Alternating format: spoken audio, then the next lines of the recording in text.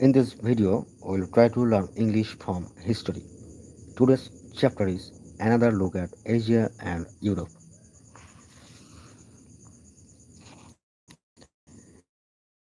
We have finished our brief survey of the world, of Asia and Europe, and a bit of Africa. At the end of thousand years after Christ, but look again, Asia, the old civilizations of India and China still continue and flourish. Indian culture spread to Malaysia and Cambodia and brings rich food there. Chinese culture spread to Korea and Japan and to some extent Malaysia. In Western Asia, Arabian culture prevails in Arabia, Palestine, Syria, and Mesopotamia. In Persia or Iran, there is a mixture of the old Iranian and the newer Arabian civilization. Some of the countries of Central Asia have also imbibed this mixed Iranian Arabian civilization and have also been influenced by India and China. In all these countries, there is a high level of civilization, trade and learning, and the arts flourish. Great cities around and famous universities attract students from afar. Only in Mongolia and in some parts of Central Asia, as well as in Siberia in the north, is the level of civilization low.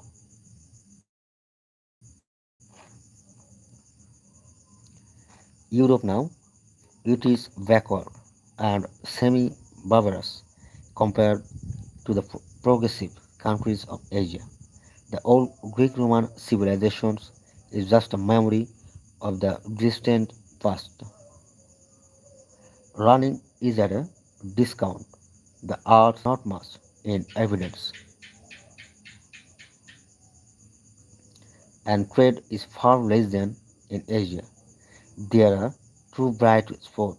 Spain under the Arabs carries on the traditions of the great days of the Arabs, and Constantinople, even in her slow decay, is a great and populous city sitting on the border between Asia and Europe. Over the greater part of Europe, there is frequent disorder, and under the feudal system, which prevails, is knight and lord is a little king in his domain. Rome, the imperial capital of old, at one time had been hardly bigger than a village, and wild animals have lived in its old Colosseum, but it is going again.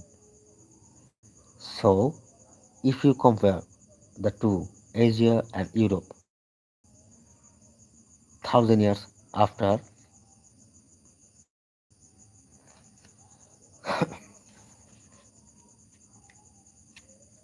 next page,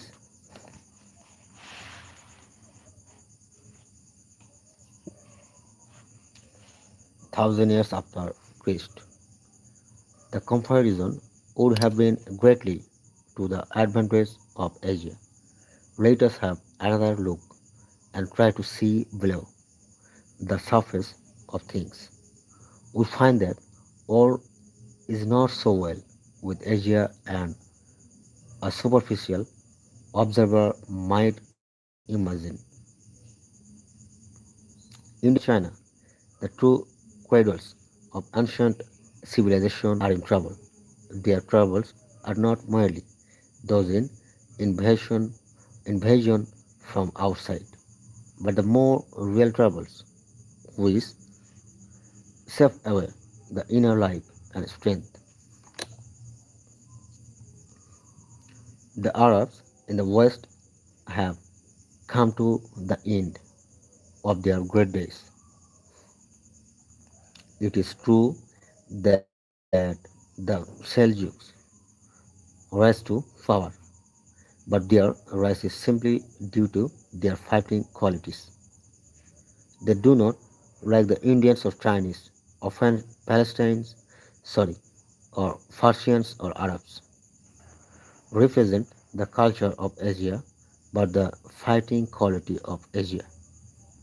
Everywhere in Asia, the old cultured races seem to be shrinking. They have lost confidence in themselves and are on the defensive. New peoples arise strong and full of energy who conquer these old races in Asia and even threaten Europe. But they do not bring a new wave of civilization with them or a new impetus for culture. The old races slowly civilize them and assimilate their conquerors. So we see aggressions coming over Asia, while the old civilizations continue and the fine arts flourish, and there are refinements in luxury. The pulse of civilization wakens, and the breath of life so reasonless for long they are to continue.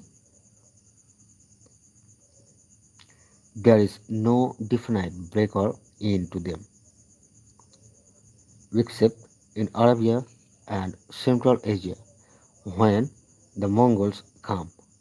In China and India, there is a slow fading off till the old civilization becomes like a fainted picture, beautiful to look at from a distance, but lifeless. And if you come near, you see the white ants have been added. Civilization, like empires, fall not so much because of the strength of the enemy outside as through the weekends and decay within. Rome fell not because of the barbarians. They merely knocked down something that was already dead. The heart of rat cased beating when the arms and legs were cut off.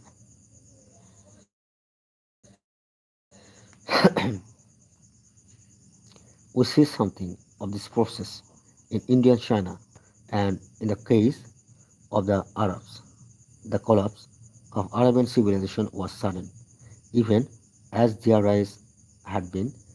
In India and China, the process is long drawn out and it is not easy to spot it.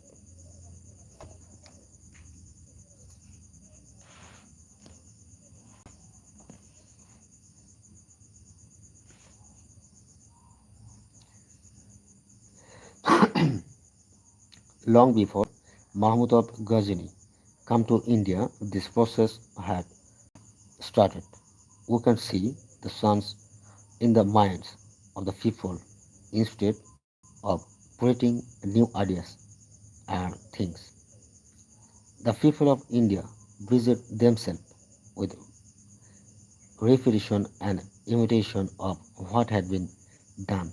Their minds are keen enough still, but they busied themselves in interpreting and explaining what had been said and written long ago.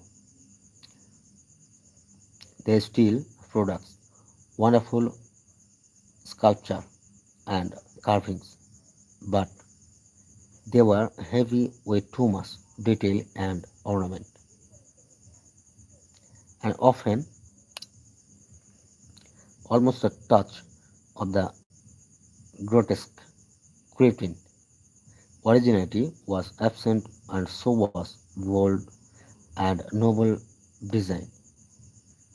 The polished, the polished graces and arts and luxury continued among the recent, the well-to-do, but little was done to relieve the toil and misery of the people as a whole, or was done to, sorry, whole or to increase production.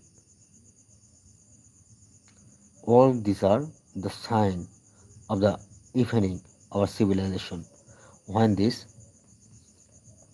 next page, when this take place, you may be sure that the life of that civilization is vanishing. For creation is the sign of life, not a repetition and imitation. Today's live episode was so far. Discussed in the next live. Thanks for everyone.